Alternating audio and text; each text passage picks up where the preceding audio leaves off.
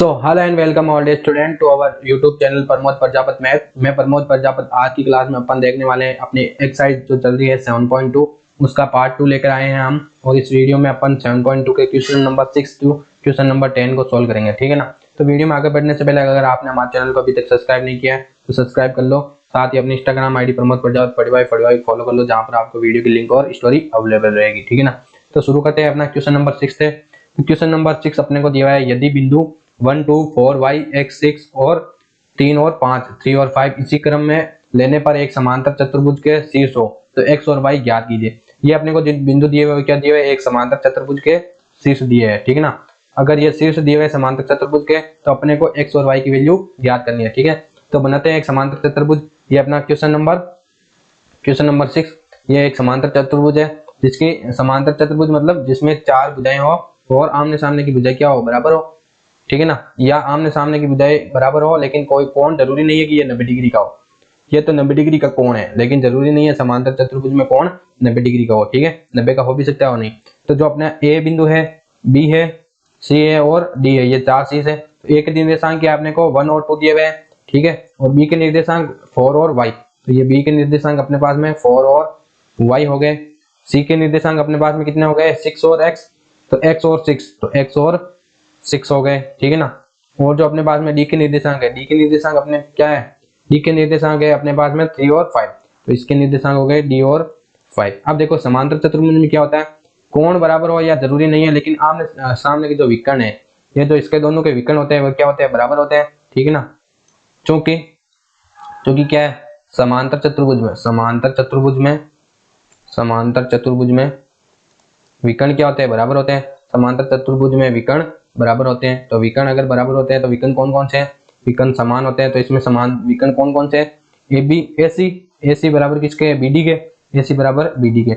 अब देखो अगर ये विकर्ण और ये विकर्ण बराबर है तो दोनों का मध्य बिंदु भी क्या होगा, एक पॉइंट पे ही होगा। अतः ए सी व बी डी के मध्य बिंदु क्या होगा, बराबर। ए सी व बी डी के मध्य बिंदु होंगे बराबर, जो मध्य बिंदु है वो बराबर होंगे। तो मध्य बिंदु एक ही होगा, तो मध्य बिंदु एक ही होगा।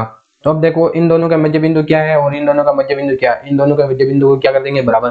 तो मध्य बिंदु का जो अपने पास में फॉर्मूला है, मैंने आपको कल बताया था। मध्य बिंदु क्या होते हैं, मध्य बिंदु x अपने पास में होता है x1 प्लस x2 अपॉन 2 होता है। और y के लिए अपने पास में क्या होता है, y1 प्लस y2 अपॉन 2 होता है, ठीक है ना।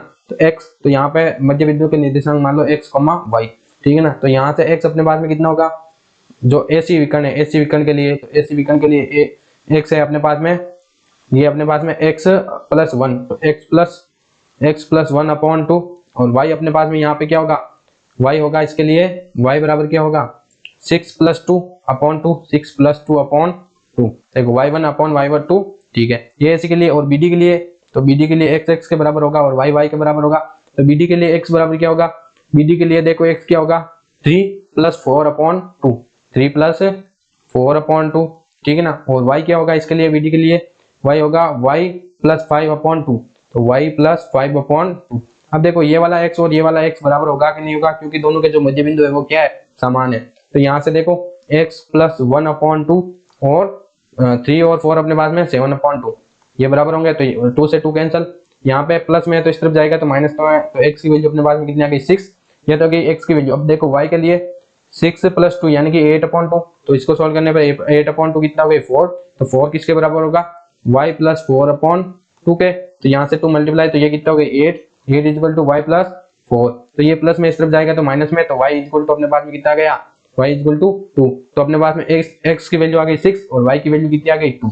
तो ये हो गए x की वैल्यू 6 और y की वैल्यू अपने पास में 2। इस प्रकार जो अपना 6 क्वेश्चन था वो सोल्व हो गया। अब देखो 7 क्वेश्चन क्या दिया है कि बिंदु ए के निर्देशांक ज्ञात कीजिए। अपने को बिंदु ए के निर्देशांक ज्ञात करना है, जहां ए बी एक वर्त का व्यास है जिसका केंद्र 2 -3 है तथा बी के निर्देशांक 1 और 4 है। अपने को क्या दिया है, एक वर्त दिया हुआ है, ठीक है।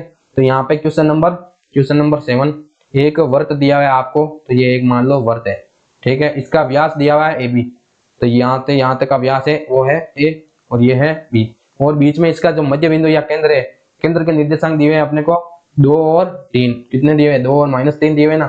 तो केंद्र के निर्देशांक 2 और -3 तथा बी के निर्देशांक 1 और 4 है। तो ए के निर्देशांक ज्ञात करने हैं, तो 2 और 3 2 और -3 और इसके निर्देशांक दिए हुए अपने को 1 और 4, ठीक है ना। तो अपने को ए के निर्देशांक मान लिया x और y, ये अपने को ज्ञात करने हैं, ठीक है ना। तो क्वेश्चन में प्रश्नानुसार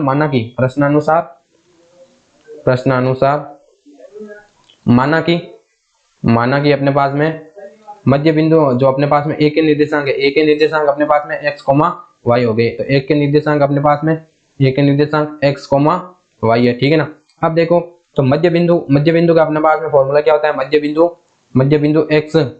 बिंदु x बराबर x1 plus x2 upon 2, x1 plus x2 upon 2, और y का फॉर्मूला क्या होता है, y1 प्लस y2 अपॉन 2, ये अपने पास में फॉर्मूला होता है। तो यहाँ से देखो मध्य बिंदु x के स्थान पर कितना है, 2 है, तो मध्य बिंदु यहाँ पे लिख देंगे 2, x1 कितना है 1, ठीक है, और x2 कितना है x, तो 1 प्लस x अपॉन 2, तो यहाँ से x की वैल्यू निकालेंगे, ये कितने हो गए 4, और ये प्लस का है, इस तरफ जाएगा तो माइनस में, तो x की वैल्यू अपने पास में कितनी आ गई 3।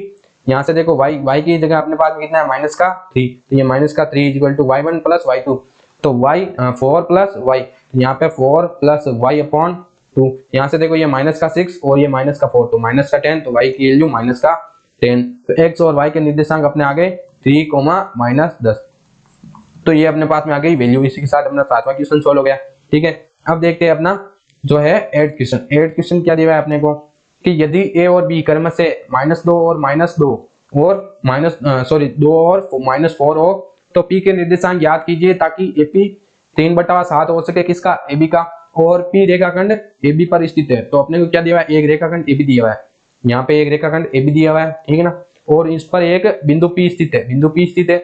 अब देखो एक के निर्देशांक -2 और -2 दिए हुए हैं, ठीक है, और इसके निर्देशांक 2 और -4 दिए हुए हैं।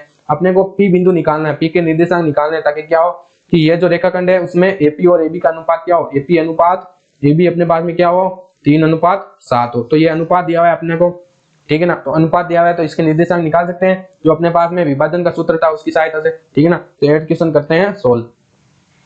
तो क्वेश्चन नंबर 8 लिखो। क्वेश्चन नंबर 8 में क्या दिया हुआ है, एक रेखाखंड AB, तो ये रेखाखंड दिया हुआ है AB, ये रेखाखंड मान लो AB, ठीक है ना, AB, जिसमें इसके निर्देशांक कितने हैं -2 और -2, और इसके निर्देशांक कितने हैं अपने पास में दिए हुए 1 और 4, कितने दिए हुए 2 और -4, इसके निर्देशांक दिए हुए 2 और -4, ये दिए हुए। अब इस पे एक क्या है अपने को P बिंदु इस प्रकार दिया हुआ है, P बिंदु इस प्रकार दिया है, इसके निर्देशांक x और y अपने को क्या है ज्ञात करने हैं। जो AB और AP का अनुपात, AB अपने को क्या, AP अपने को कितना दिया हुआ है 3/7 AB, ठीक है ना, यानी कि AP अपॉन AB अपने को AB कितना दिया हुआ है 3/7, यानी कि टोटल AB अपने पास में कितना है, यहाँ से लेके यहाँ तक की जो दूरी है वो 7 है, और AP अपने पास में 3 दी हुई है, यहाँ से ये 3 दी हुई है, तो ये अपने पास में कितनी आ जाएगी 4, क्योंकि 7 - 3 अपने पास में ये कितनी बच जाएगी PB अपने पास में 4 बचेगी या नहीं बचेगी, ठीक है। तो ये तो हो गया M1 और ये हो गया M2, ठीक है। तो विभाजन सूत्र से क्या होता है, तो विभाजन सूत्र से अपने पास में फॉर्मूला क्या है, x के लिए M1 x2 plus M2 x1 upon M1 plus M2, तो M1 प्लस M2, ठीक है।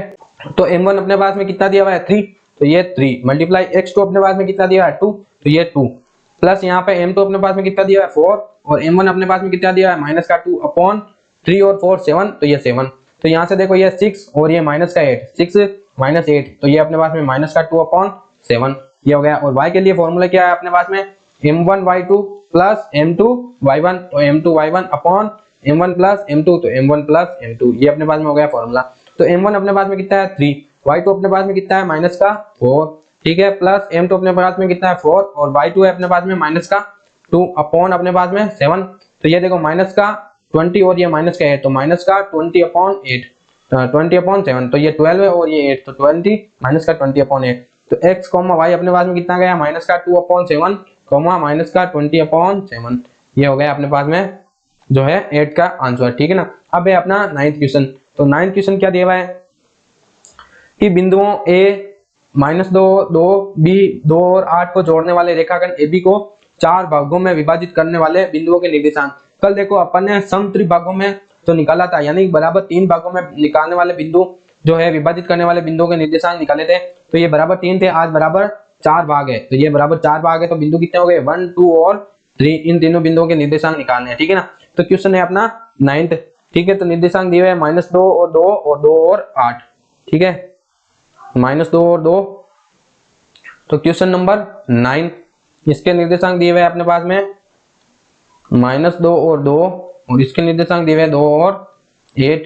तो ये है ए बिंदु और ये है बी बिंदु। इसको समान 4 भागों में, तो ये 1 भाग, ये 2 भाग और ये 3 भाग, तो हो गए ना 4 भाग। ये वाला, ये वाला, ये वाला और ये वाला, चारों भाग बराबर है। एक बार निर्देशांक चेक कर लेते हैं कितने दिए हैं, -2 और 2 और 2 और 8। ठीक है, निर्देशांक दिए हुए। अब देखो निकालना है, तो अपने पास में ये मान लो सी बिंदु, ये डी और ये ई पॉइंट है। ठीक है ना, ये हो गए। अब देखो यहाँ पे जो ये इसको विभाजित कर रहा है कितने भागों में, 4 भागों में, यहाँ से यहाँ तक 4। तो ये कितना हो गया, 1:3। यहाँ पे कितना हो गया, 2:2, और यहाँ पे कितना हो गया, 3:1। तो अपने पास में अनुपात हो गए। तो सबसे पहले अपन ए बी पर बिंदु सी 1:3 में विभाजित करता है। 1:3 में ए बी को बिंदु सी 1:3 में विभाजित करता है। तो विभाजित करता है तो एक्स और वाई यानी कि इसके निर्देशांक क्या हो गए। एक्स अपने पास में कितना है, m1 x2 plus m2 x1 upon m1 plus m2, तो m1 प्लस m2। ठीक है ना, तो यहाँ से m1 अपने पास में कितना हो गया 1, इंटू में x2 अपने पास में कितना हो गया 2, प्लस m2 अपने पास में कितना हो गया 3, तो यहाँ से 3, और m2 अपने पास में m1 कितना हो गया -2 अपॉन यहाँ पे 3 और 1 4, तो ये 4, तो ये हो गया 2 और ये -6, तो 2 और -6 तो -4 अपॉन 4, तो ये हो गया -1। यहाँ से y अपने पास में कितना हो गया m1 y2 plus m2 y1 upon m1 plus m2, तो m1 प्लस m2, तो m1 अपने पास में है 1 और y2 अपने पास में है 8, तो 8 प्लस m2 है अपने पास में 3 और y2 है अपने पास में 2 अपॉन 4, तो ये 8 और ये 6, 8 और 6 अपने पास में कितने होते हैं 14, तो ये 14 अपॉन 4, तो ये अपने पास में 7 अपॉन 2। तो x और y के निर्देशांक, इसके निर्देशांक हो गए अपने पास में -1 और 7/2। ठीक है, इसके निकल गए।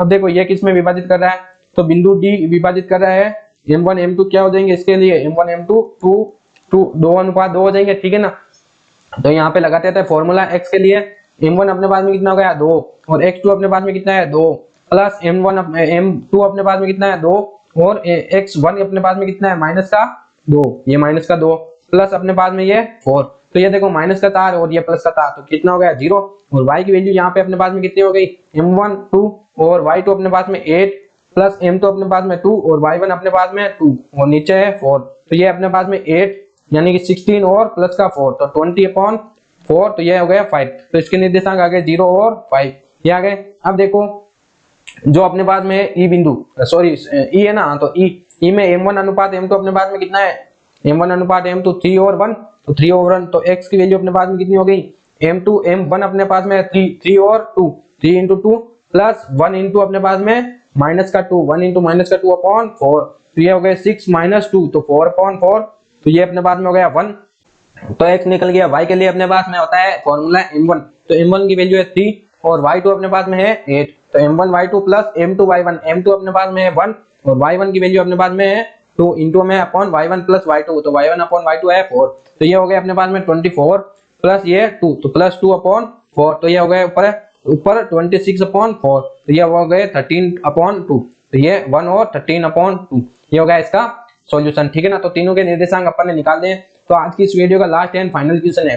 तो लास्ट एंड फाइनल क्वेश्चन करने से पहले अगर आपने अभी तक चैनल को सब्सक्राइब नहीं किया तो प्लीज यार सब्सक्राइब कर लो, ताकि आपका वोट और सपोर्ट मैथ को मिल सके और अपने ज्यादा से ज्यादा फैमिली होगी, तो ये मेरा भी एक तरह का क्या है मोटिवेशन है। और वीडियो में कमेंट करें कि आप कौन सी जगह से ये वीडियो देख रहे हैं। ठीक है ना, तो शुरू करते हैं अपना 10वां और आज के जो 7.2 का लास्ट क्वेश्चन। तो क्वेश्चन नंबर 10 दिया हुआ है अपने को, एक समचतुर्भुज का क्षेत्रफल ज्ञात कीजिए जिसके शीर्ष अपने को 3 और 0, 4 और 5, -1 और 4 और -2 और 2 दिए हुए।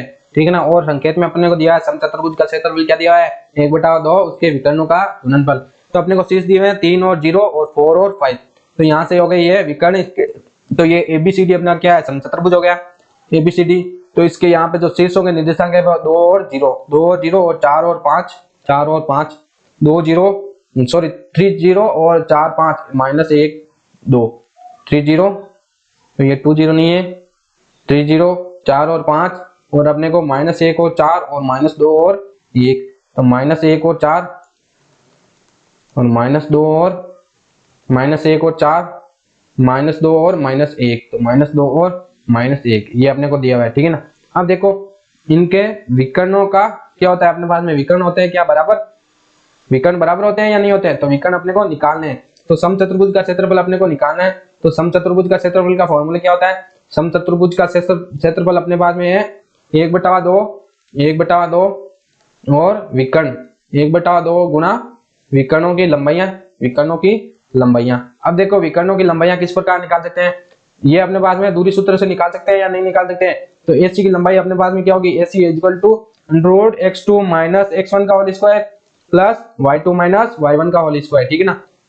ये हो गया, तो इसको सोल्व करो, x2 - x1 तो √x2 अपने पास में -1 और -3 तो -4 का होल स्क्वायर प्लस अपने पास में y2 अपने पास में कितना है 4 - 0 यानी कि 4 का स्क्वायर, तो ये 4 का स्क्वायर, तो ये 16 और ये 16 तो अपने पास में √32 आ गया और √32 क्या आ गया AC। अब निकालो BD, तो BD अपने पास में क्या होगा √x2 - x1 तो 4 -2 तो माइनस प्लस 4 - 2 तो 6 तो 6 का होल स्क्वायर प्लस 5 -1 तो 5 माइनस कितना हो गया 6 तो 6 का स्क्वायर, ये अपने पास में 36 और 36 62 ये हो गया रूट। अब देखो √32 को किस प्रकार लिख सकते हैं, 2 से विभाजित करो तो 16 2 8 2 अपने पास में 4 और 2 यहाँ पे 4 2 और 1 तो ये हो गए। अब देखो ये पेयर बन गया, तो पीछे इसको किस प्रकार लिख सकते हैं 4√2 और इसको लिख सकते हैं अपन 6√2, ठीक है ना। तो यहाँ से 1/2 और पहले विकर्ण AC की लंबाई तो AC इंटू BD कर देंगे, AC इंटू BD तो 1/2 AC की अपने पास में 4√2 और 4√2 इंटू 6√2 तो 6√2। अब देखो √2 और √2 अपने पास में कितना होता है 2 तो 2 से 2 कैंसिल, ये अपने पास में हो गया 24 तो ये 24 अपने पास में यूनिट 24 यूनिट। तो ये हो गया अपना 10वां क्वेश्चन, ठीक है ना। तो मिलते हैं नेक्स्ट वीडियो में। आज की इस वीडियो में अपन ने क्वेश्चन नंबर 6 से 10 के सारे क्वेश्चन सॉल्व कर लिए। मिलते हैं नेक्स्ट वीडियो में, till then thank you so much for watching, bye bye.